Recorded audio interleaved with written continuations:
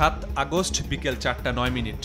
মোহাম্মদপুরের ঢাকা উদ্যানে courier delivery দিয়ে বের হতে পাঠাও কর্মীর গতিরোধ করে ব্যাটারি চালিত অটোরিকশার 3 আরোহী। কিছু বুঝে ওঠার আগেই সামুরাই ও চাপাতি ধরে ছিনিয়ে নেয় মোবাইল ফোন ও কুরিয়ার কালেকশনের 41,000 টাকা। আমি যদি কিছু বলি ওখানে আমাকে মানে কোপ দেবে বা এরকম বলছে যে তুই দাঁড়া, এখানে কিছু লড়লে শেষ তুই।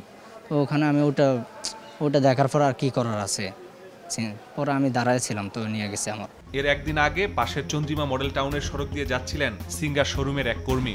আগে থেকেই ওত পেতে থাকা 3 ছিনতাইকারী তার গতিরোধ করে ছিনিয়ে নেয় 1.5 লাখ টাকা।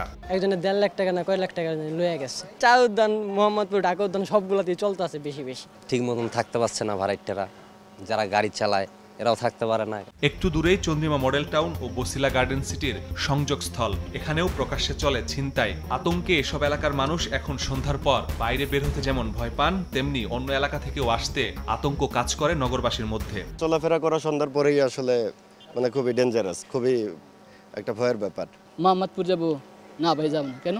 ওই এলাকায় ছিনতাই, এবং শুধু তাই নয়, আবার যদি গাড়িও পাইলেও অনেক ভাড়া নেয় বেশি। ভিডিও ভাইরালের পর মাঠে নেমেছে আইন শৃঙ্খলা বাহিনী। চন্দ্রিমা মডেল টাউন থেকে পাঠাও কর্মীর ছিনতাইয়ে জড়িত এক আসামিকে শনিবার গ্রেফতার করে র্যাব।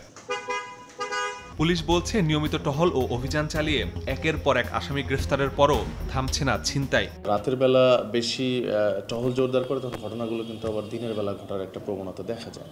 তো সবকিছু মিলিয়ে আমরা দিন রাত 24 ঘন্টায় এই বিষয়টি নজরদারিতে রাখছি, স্থিতিশীল অবস্থায় নিয়ে আসতে পেরেছি। হয়তো বিচ্ছিন্ন 2-1টি ঘটনা ঘটছে, কিন্তু আগামীতে আমরা আশা করি যে আমাদের তৎপরতা এরকম জোরদার রাখলে হয়তো এই পরিস্থিতি স্বাভাবিক আসবে।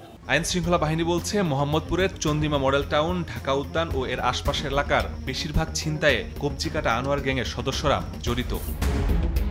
বসিলা গার্ডেন সিটি ও চন্দ্রিমা মডেল টাউনের এই সংযোগ সেতুটি এখন আতঙ্কের নাম। দিনে কিংবা রাতে হরহামেশাই এখানে ঘটছে ছিনতাইয়ের ঘটনা। নিয়মিত টহলের মাধ্যমে এই সমস্যার স্থায়ী সমাধান চান এলাকাবাসী। মাসুদুর রহমান, সময় সংবাদ, ঢাকা।